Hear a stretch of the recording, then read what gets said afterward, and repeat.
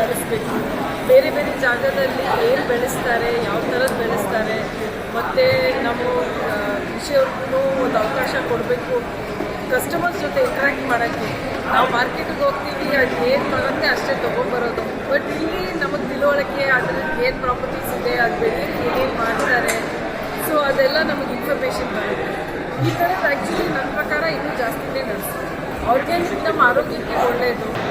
ಸುಮಾರು ವರ್ಷ ಆಯಿತು ಸರ್, ಪ್ರತಿ ವರ್ಷ ₹10 ಸರ್. ನೋ ಕೆಮಿಕಲ್ಸ್ ಎಲ್ಲ ಆರ್ಗ್ಯಾನಿಕ್ ಬಂದು ವ್ಯಾಪಾರ ಫುಡ್ ಇದೆ ಸರ್. ಅವರೆಕಾಳು ಪಾಯಸ ಇದೆ, ಅವರೆಕಾಳು ಪಲಾವ್ ಇದೆ, ಅವರೆಕಾಳು ದೋಸೆ, ವಡೆ, ಗುಲಾಬ್ ಜಾಮೂನ್ ಇದೆ, ಆಮೇಲೆ ಇದೆಲ್ಲ ಫ್ರೈಡ್ ಐಟಮ್ ಇದೆ, ತುಂಬ ವೆರೈಟಿ ಮಾಡ್ತೀವಿ. ಅವರೆಕಾಳು ಅಂದರೆ ಇವಾಗ ಸೀಸನ್ ವೈಸ್ ಅಲ್ವಾ ಸರ್, ಈ ಸೀಸನ್ ಬಿಟ್ಟರೆ ಮತ್ತೆ ಬರೋ ವರ್ಷನೇ ಬರುತ್ತಲ್ವ, ಅದಕ್ಕೋಸ್ಕರ ಅದು ಸ್ಪೆಷಲ್. ನಾವು ಬೆಂಗಳೂರು ಸರ್. ನಮ್ಮ ಹೆಸರು ಕಾಳಪ್ಪ ಅಂತ. ನಮ್ಮದು ಪಿರಿಯಾಪಟ್ಟಣ ತಾಲೂಕು, ಚಿಕ್ಕನೇಬಗಲ್ ಗ್ರಾಮ, ಮೈಸೂರು ಡಿಸ್ಟಿಕ್ಕು. ಟೋಟಲ್ ಪರವಾಗಿಲ್ಲ ಜನ. ಇವಾಗ ಕಸ್ಟಮರ್ ಇವಾಗೆಲ್ಲ ಬರ್ತಾವ್ರೆ, ರೆಸ್ಪಾನ್ಸ್ ಏನು ತೊಂದರೆ ಇಲ್ಲ. ಯಾಕೆಂದರೆ ಮೈಸೂರಲ್ಲಿ ಈ ಮೇಳಗಳು ಏನು ನಡೀತಾ ಇರ್ತವೆ, ಮೇಳಗಳಿಗೆ ಎಲ್ಲ ಜನ ರೆಸ್ಪಾನ್ಸ್ ಕೊಡ್ತಾರೆ. ಕಾಯಿ ಎಲ್ಲಿದೆ ಸರ್ ಪಿರಿಯಾಪಟ್ಟದು ಸರ್. ಯಾವ ಥರ ಬೆಳೆದಿರೋದು ಸರ್ ಇದಕ್ಕೆ ಆರ್ಗ್ಯಾನಿಕ್ ಆಗಿ ಬೆಳೆದಿರೋದು, ಔಷಧಿಯಾಗಿ ಮತ್ತು ಗೊಬ್ಬರ ಆಗಿ ಏನು ಬೆಳೆದಿರೋ, ಕೊಟ್ಟಿಗೆ ಗೊಬ್ಬರ ಕೊಟ್ಟು, ಅಂದರೆ ಕೆಮಿಕಲ್ ಯೂಸ್ ಮಾಡಿಲ್ಲ. ಕೆಮಿಕಲ್ ಇಲ್ಲ ಸರ್. ಸಸ್ಯ ಕಷಾಯ ಅಂತ ಅಂದ್ಬಿಟ್ಟು ನಾವೇ ಮಾಡ್ಕೋತೀವಿ, ಅದನ್ನೇ ಸ್ಪ್ರೇ ಮಾಡಿರೋದು. ಹುಳಿ ಮಜ್ಜಿಗೆ, ಇಂಗು, ಗೋಮೂತ್ರ, ಅದ್ರ ಜೊತೆಗೆ ಬೇವಿನ ಎಲೆ, ಲಕ್ಕಿ ಎಲೆ, ಇಂಥದನ್ನು ಕಷಾಯ, ಸಸ್ಯ ಕಷಾಯ ಅಂತ ಮಾಡಿ ಅದನ್ನು ಸ್ಪ್ರೇ ಮಾಡಿ ಹೊಡಿತಾ ಇರೋದು. ಅಂದರೆ ನೈಸರ್ಗಿಕವಾಗಿ ಸಿಗುವಂಥ ಗೊಬ್ಬರನೇ ಹಾಕಿದ್ದೀರಾ? ಸರ್ ಈಗ ನೋಡಿ ಅದನ್ನೇ ಹೇಳ್ತಾ ಇರೋದು. ಇದೆಲ್ಲ ಹೈಬ್ರಿಡ್ ಕಡೆ ಬರ್ತಾ ಇದೆ, ಹೈಬ್ರಿಡ್ ಎಲ್ಲ ಇರೋದು. ಇದು ನೋಡಿ ಹಂಗೆ ಸೊನೆಕಾಯಿ ಇದೆ, ಮಣಿಯವರೆ ಅಂತ ಅಂದ್ಬಿಟ್ಟಿದ್ದು, ನಾಟಿ ಅವರೆ. ಇದರ ಹೆಸರು ಮಣಿಯವರೆ ಅಂತ, ನಾಟಿಕಾಯಿ ಸೊನೆ ಬರುತ್ತೆ. ಅದೇ ನಿಮಗೆ 365 ದಿನವೂ ಸಿಗ್ತಾ ಇರ್ತದೆ. ಯಾವುದೇ ರೀತಿಯಾದ ಸೊನೆ ಬರೋಕ್ಕಿಲ್ಲ ಮತ್ತು ಸ್ಮೆಲ್ ಇಲ್ಲ. ಈಗ ಇದ್ರ ಸ್ಮೆಲ್ಲೇ ನೋಡ್ತಾ ಇದ್ದೀರಿ, ಘಮ ಘಮ ಅಂತ ಹೆಂಗೆ ಸ್ಮೆಲ್ ಬರ್ತಾ ಇದೆ ಅಂತ. ಕಾಯಿಗಳ ಸೈಜ್ ಯಾವ ರೀತಿ ಇರುತ್ತೆ ಸರ್? ಕಾಯಿ ಸೈಜು ಹೈಬ್ರಿಡ್ ದಪ್ಪ ಬರುತ್ತೆ, ಇದು ಮಣಿ ಚಿಕ್ಕದಿರುತ್ತೆ, ಮತ್ತು ಟೇಸ್ಟ್ ಚೆನ್ನಾಗಿರ್ತದೆ. ಅದು ನೀವು ಕುಕ್ಕರ್ಗಾಗಿ ಬೇಯಿಸಿದ್ರು ಬೇಯಲ್ಲ. ಇದು ಒಂದೇ ಕುದಿ ತಿನ್ನೋದು. ರೆಸ್ಪಾನ್ಸ್ ಹೇಗಿದೆ? ಚೆನ್ನಾಗಿದೆ ಸರ್. ನಾಟಿಕಾಯಿಗೆ ಯಾವಾಗಲೂ ರೆಸ್ಪಾನ್ಸ್ ಇದೆಯಾ ಇದೆ. ಈಗ 2 ದಿನಗಳ ಕಾಲ ನಡೀತಾ ಇದೆ. ಮೊದಲನೇ ದಿನ ಹೆಂಗೆ ಬರ್ತಾ ಇದ್ದಾರೆ ಜನ ಅಂತ ಈಗ ಸ್ಟಾರ್ಟ್ ಆಗ್ತಾ ಇರೋದು. ಯಾಕೆಂದ್ರೆ ಇವಾಗ ಬರ್ತಾ ಇದ್ದಾರೆ, ಪರವಾಗಿಲ್ಲ, ಆದಷ್ಟು ಬರ್ತಾ ಇದ್ದಾರೆ ಜನ. ನೀವು ಎಷ್ಟು ವರ್ಷದಿಂದ ಭಾಗಿಯಾಗಿದ್ದೀರಾ ಅಂತ? ಸರ್ ಇದು ನಮ್ಮದು ಸುಮಾರು ಒಂದು ಸಾವಯವ ಮಾಡೋಕ್ಕೆ ನಮ್ಮದು 15 ವರ್ಷ ಆಯಿತು. ಅವತ್ತಿಂದನೂ ಮೇಳ ಈಗ ಚಿಕ್ಕ 10 ವರ್ಷ ಆಯಿತು ಮೇಳ ಮಾಡೋಕ್ಕಿಂತ. ಅವತ್ತಿಂದ ಯಾವುದೇ ಮೇಳ ನಡೆದ್ರು ಮೇಳಕ್ಕೆ ಬರ್ತೀವಿ ನಾವು. ಸಾದಾ ಸಮೃದ್ಧದವರು ಗೆಡ್ಡೆ ಗೆಣಸು ಮೇಳ ಮಾಡ್ತಾರೆ, ಮತ್ತು ಅಕ್ಕಿ ಮೇಳ ಮಾಡ್ತಾರೆ, ಬೀಜ ಮೇಳ ಮಾಡ್ತಾರೆ, ಮತ್ತು ಕಾಳು ಮೇಳ ಮಾಡುತ್ತೆ. ಇವಾಗ ಮಾಗಿ ಮೇಳ ಅಂತ ಇವಾಗ ಸ್ಟಾರ್ಟ್ ಆಗಿದೆ. ಬನಾನಾ ಮೇಳ ಮಾಡ್ತಾರೆ. ಎಲ್ಲ ಮೇಳದಲ್ಲಿ ನಾವೊಂದು ಇರ್ತೀವಿ ಸರ್. ಇವಾಗ ಸೀಸನ್ ಅಂದರೆ ಸುಗ್ಗಿ ಸಂಭ್ರಮ ಅಂದರೆ ಸುಗ್ಗಿ ಶುರುವಾಗೋದೇ ನಮಗೆ ಅವರೆಕಾಳು, ಸಂದೆ ಮತ್ತು ರಾಗಿ ಒಕ್ಕನೆಕಾಯಿ ಕುಯ್ಲು ಇವಾಗ ಕಟಾವಾಗಿದೆ. ಇವಾಗ ರಾಗಿ ಕಟಾವಾದ ತಕ್ಷಣ ನಮ್ಮ ಮನೆಗೆ ತೊಗೊಂಡೋಗಿ ಮಾಡಿದೆ ಅವರೆಕಾಳು ಸಾಂಬಾರು, ಅವರೆಕಾಳು ಉಪ್ಸಾರು. ಅವರೆಕಾಳು ಉಪ್ಸಾರು ಮುದ್ದೆಗೆ ನಮ್ಮ ಹಳೇ ಮೈಸೂರು ಭಾಗದ ಒಂದು ಈ ಸೊನೆ ಇರ್ತದಲ್ಲ, ಆ ಸೊನೆ ಅವಾಗ ಸೂಡನ್ನು ತೊಗೊಂಡೋಗಿ ಮುದ್ದೆ ಮಾಡ್ಕೊಂಡು ಯಾರೇ ಆದ್ರೂ ಇನ್ನೊಂದು ಮುದ್ದೆ ತುಪ್ಪ ಹಾಕಿ ತಿನ್ನಬೇಕು ಅನ್ಸುತ್ತೆ. ಅದರಿಂದ ನಾವು ಏನಾಗ್ತದೆ ಇವಾಗ ಬೈ ಪ್ರಾಡಕ್ಟ್ ಇವಾಗ ಅವರೇ ಬೇಳೆ ಮಿಕ್ಸರ್ ಎಲ್ಲ ಟೈಮಲ್ಲೂ ತಿನ್ನೋಕ್ಕಾಗಲ್ಲ. ಆದರೆ ಅವಾಗ ಇಕ್ಕಿ ಬೇಳೆಕಾಳು ಸಾಂಬಾರಲ್ಲಿ ನಾವು ದೋಸೆ ಕೂಡ ಮಾಡ್ಬೋದು. ಇವತ್ತು ಮಾಡಿದ್ದೆ ಇಕ್ಕೆ ಬೇಳೆಕಾಳು ಸಾಂಬಾರನ್ನ ನಾಳೆ ಮುದ್ದೆ ಜೊತೆ ತಿಂದರೆ ಇನ್ನೂ ಭಾಳ ತುಂಬ ಟೇಸ್ಟಿಯಾಗಿರುತ್ತೆ. ಅದ್ರ ವಿಶೇಷ ಏನಂದರೆ ಅದಕ್ಕೆ ಹುಚ್ಚಳ್ಳು ಹಾಕಬೇಕು. ಆ ಹುಚ್ಚಳ್ಳು ಬೀಳ್ತಾನೆ ನಿಮಗೆ ಪಲ್ಯ ಅವರೇ ಬೇಳೆ ಸಾಂಬಾರಲ್ಲಿ ತುಂಬ ರುಚಿನ. ಇಲ್ಲಿ ಮೈಸೂರು ಹಳೆ ಮೈಸೂರು ಭಾಗದಲ್ಲಿ ಅವರೆಕಾಳು ಭಾಳ ಫೇಮಸ್ ಆಗಿದೆ. ಅದನ್ನ ನಾವು ಇವತ್ತು ಮಾಡ್ತಾ ಇರೋದು 7 ಥರ ಮಾಡ್ತಾಯಿದ್ದೀವಿ. ಫಸ್ಟಿಗೆ ಬಂದು ಇವಾಗ ದೋಸೆ, ಅವರೆಬೇಳೆ ದೋಸೆ ಕೂಡ ಇದೆ, ಅವರೆಬೇಳೆ ಪಾಯಸ ಇದೆ, ಅವರೆಬೇಳೆ ವಡೆ ಇದೆ, ಅವರೆಬೇಳೆ ಪಲಾವ್ ಇದೆ, ಮತ್ತು ಅವರೆಬೇಳೆ ಜಾಮೂನ್ ಪುಡಿ ಆಗ್ತಾಯಿದೆ. ಮತ್ತು ಅವರೆಬೇಳೆ ಮುದ್ದೆಗೆ ನಾವು ಇಡ್ಲಿ ಬೇಳೆಕಾಳು ಸಾಂಬಾರು ಕೂಡ ಕೊಡ್ತಾಯಿದ್ದೀವಿ. ಅದ್ರ ರುಚಿ ಸವಿಲು ಇಲ್ಲಿ ಮೈಸೂರು ಜನಕ್ಕೆ ಸದಾವಕಾಶ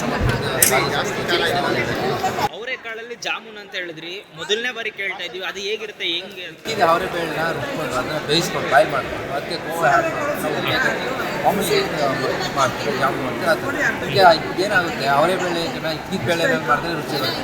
ಇವಾಗ ಮೊಳಕೆ ಕಾಳು ಇವಾಗ ಏನಂದರೆ ಹುಳ್ಳಿಕಾಳನ್ನ ಮೊಳಕೆ ಕಟ್ ಮಾಡಿದ್ರೆ ಸಾಂಬಾರು ರುಚಿ ಬರುತ್ತೆ. ಹಾಗೆಯೇ ಅವರೆಬೇಳೆನ ಒಣ ಅವರೆಕಾಳನ್ನ ಇವತ್ತು ನೆನೆಸಿ ನಾಳೆ ಸಾಂಬಾರು ಮಾಡಿದ್ರೆ ಒಂದು ರುಚಿ ಬರುತ್ತೆ. ಇದು ವಿಶೇಷ ಅವರೆಕಾಳು. ಅವಾಗ ನೋಡಿರ್ಬೋದು ಮದುವೆಗಳಲ್ಲಿ ಊರ ಕಡೆ ಅವರೆಬೇಳೆ ಸಾಂಬಾರು ಕೂಟ ಅಂತ ಮಾಡ್ಬೋದು. ಅದ್ರ ಜೊತೆ ಮುದ್ದೆ ಆಲೂಗಡ್ಡೆ ಹಾಕಿ ಮಾಡಿಬಿಟ್ರೆ ನಿಮಗೆ ಒಳ್ಳೆ ರುಚಿ ಕೊಡ್ತೈತೆ. ಸರ್ ಈಗ ಜನದ ರೆಸ್ಪಾನ್ಸ್ ಹೇಗಿದೆ ಅಂತ ಈಗ ಶುರುವಾಗಿದೆ 1 hour ಆಯ್ತು ಅಷ್ಟೇ, ಹೇಗಿದೆ ರೆಸ್ಪಾನ್ಸ್? ಸರಿ ಇಲ್ಲ, ಅವರೇ ಬೇಡ ಅಂದ್ರೆ ಜನ ಅದು ನೋಡಕ್ಕೆ ಅರ್ಧ ಜನ ಅವರೇ ಬೇಳೆ ರುಚಿ ನಾವು ಮಾಡದಿರ್ತಕ್ಕಂಥ ಮನೆಯಲ್ಲಿ ಏನು ಮಾಡ್ಕೊತೀವಿ ನಾವು, ಅವರೇ ಬೇಳೆ ಸಾಂಬಾರು ಮಾಡ್ಕೊತೀವಿ, ಇದ್ಕಿದ ಬೇಳೆ ಸಾಂಬಾರು ಮಾಡ್ತೀವಿ, ದೋಸೆ ಮಾಡ್ಲಿಕ್ಕಾಗಲ್ಲ, ಜಾಮೂನ್ ಹೇಗೆ ಮಾಡ್ತಾರೆ, ಪಾಯಸ ಹೇಗೆ ಮಾಡ್ಕೊಬೋದು, ಮತ್ತೆ ಮುದ್ದೆ ಇದ್ಕಿದ ಬೇಳೆ ಸಾಂಬಾರು ನಮ್ಮನೆ ಮಾಡಿದ್ಕೂ ಅವ್ರು ಏನು ಮಾಡಿದ್ದಾರೆ ಹೊಸ ರುಚಿ ಏನಿರ್ತದೆ ಅಂತ ಡಿಫ್ರೆನ್ಸ್ ನೋಡೋಕ್ಕಾದ್ರೂ ಜನ ಬಂದಿದ್ದಾರೆ. ಸರ್ ಈಗ ನಾಳೆ ಏನೇನೆಲ್ಲ ಖಾದ್ಯಗಳು ಮಾಡ್ತಾ ಇದ್ದೀರಾ? ಸರ್ ನಾಳೆ ಬೆಳಿಗ್ಗೆ ಬಿಸಿಬೇಳೆ ಭಾತ್ ರೆಡಿ ಆಗುತ್ತೆ, ಮತ್ತೆ ಉಪ್ಪಿಟ್ಟು ರೆಡಿ ಆಗುತ್ತೆ, ಜಾಮೂನು ವಡೆ ಮುದ್ದೆ ಮಧ್ಯಾಹ್ನ ಮುದ್ದೆ ರೆಡಿ ಆಗ್ತದೆ, ಮತ್ತೆ ಪಾಯಸ ಕಂಟಿನ್ಯೂ ಪಾಯಸ ಮತ್ತೆ ಜಾಮೂನ್ ರೆಡಿ ಆಗುತ್ತೆ. ದೋಸೆನೂ ಇರುತ್ತಾ? ದೋಸೆ ಬೆಳಿಗ್ಗೆ ಟಿಫನ್ನಿಂದಲೇ ದೋಸೆ ರೆಡಿ ಆಗುತ್ತೆ. ಮಾಗಿ ಮಾಸ ಅಂದರೆ ಚುಮ್ಮು ಚುಮ್ಮು ಚಳಿ, ಮುಂಜಾನೆಯ ಇಬ್ಬನಿ, ಇದೊಂದು ವಿಶೇಷವಾದಂಥ ಒಂದು ಹಂಗಾಮು.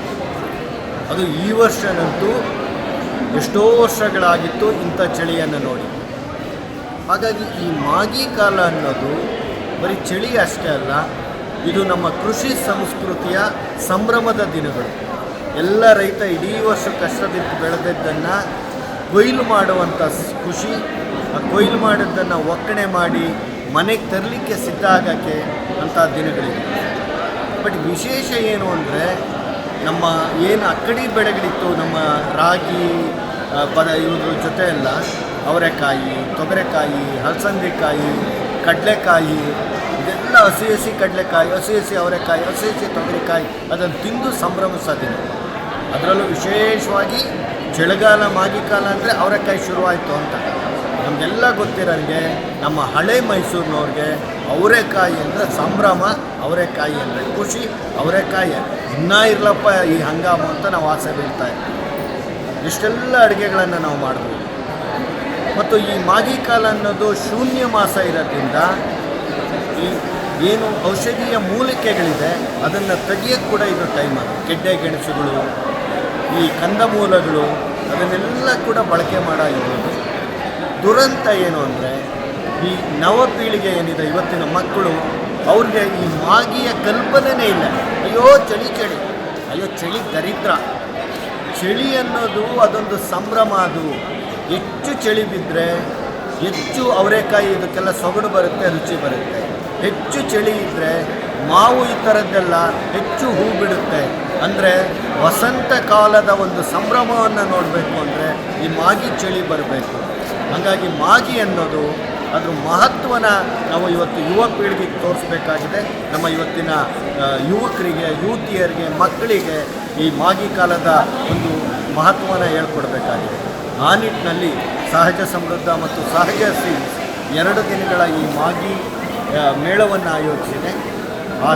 ಈ ಮಾಗಿ ಮೇಳದಲ್ಲಿ ಚನ್ನಪಟ್ಟಣ, ಪಿರಿಯಾಪಟ್ಟಣ, ಹೆಗ್ಗಡದೇವನಕೋಟೆ, ಧಾರವಾಡ, ಕೋಲಾರ ಇಲ್ಲೆಲ್ಲ ಕಡೆಯಿಂದ ಅವರೆಕಾಯಿ ಬಂದಿದೆ. ಚಿನುಗಲವರೆ, ಕೆಂಪವರೆ, ದಬ್ಬವರೆ, ನಾಟಿ ಅವರೆ, ಬೆಟ್ಟದವರೆ, ಈ ಥರ ಬೇರೆ ಬೇರೆ ಅವರೆ ತಳಿಗಳು ಇಲ್ಲಿ ಮಾರಾಟಕ್ಕೆ ಬಂದಿದೆ. ಮತ್ತು ಅವರೆಕಾಯಿ ಇಸಗಿದ ಬೇಳೆ ಸಾರು, ಅವರೆಕಾಯಿ ಉಪ್ಪಿಟ್ಟು, ಅವರೆಕಾಯಿ ಜಾಮೂನು, ಕರ್ದ ಅವರೆಕಾಯಿಗಳು, ಈ ಥರದ ಬೇರೆ ಬೇರೆ ಅಡುಗೆಗಳು ಕೂಡ ಇಲ್ಲಿ ಸವಿಲಿಕ್ಕೆ ಸಿಗ್ತಾ ಇದೆ. ಅದರ ಜೊತೆ ಹಲಸಂದೆ ಇದೆ, ಮತ್ತು ಹಸಿ ಕಡಲೆಕಾಯಿ ಇದೆ. ಇದಷ್ಟೇ ಅಲ್ಲದೆ ನಾಟಿ ಜವಾರಿ, ತೊಗರಿಯ ಬೇಳೆಕಾಳುಗಳು ಸಿಗ್ತದೆ, ಮತ್ತು ದೇಸಿ ಅಕ್ಕಿಗಳಿದ್ದಾವೆ. ವಿಶೇಷವಾಗಿ ದೊಡ್ಗೆಯ ಕೆಂಪಕ್ಕಿ ಬಂದಿದೆ. ಇದಲ್ಲದೆ ಮುಖ್ಯವಾಗಿ ಏನಪ್ಪ ಅಂದರೆ ಸೋರೆಯ ಬಗೆಯ ಸೋರೆಗಳು ಈ ಮೇಳದಲ್ಲಿ ಬಂದಿದ್ದಾವೆ. ಮತ್ತು ವಿಶೇಷವಾಗಿ ಕ್ರಿಸ್ಮಸ್ಗೆ ಈ ಸೋರೆಯಿಂದ ಮಾಡಿದಂಥ ಕ್ರಿಸ್ಮಸ್ ಬೊಂಬೆಗಳು, ಸಾಂತಾಕ್ರೂಸ್ ಬೊಂಬೆಗಳು ಅದೆಲ್ಲ ಕೂಡ ಈ ಮೇಳದಲ್ಲಿ ನೋಡೋಕ್ಕೆ ಸಿಗ್ತಾ ಇದೆ. ಹಾಗಾಗಿ ಮಾಗಿ ಮೇಳ, ಚಳಿಯ ಸಂಭ್ರಮ, ಮಾಗಿ ಮೇಳದ ಈ ಏನು ಕೃಷಿ ಉತ್ಪನ್ನಗಳಿದೆ ಇದನ್ನೆಲ್ಲ ಕೊಳ್ಳಬೇಕು, ತಿನ್ನಬೇಕು, ಸಂಭ್ರಮಿಸಬೇಕು. ಆ ಮೂಲಕ ನಾವು ನಮ್ಮ ಮನೆಗಳಲ್ಲಿ ಮಾಗಿಯ ಸಂಭ್ರಮವನ್ನು ಆಚರಿಸಬೇಕು.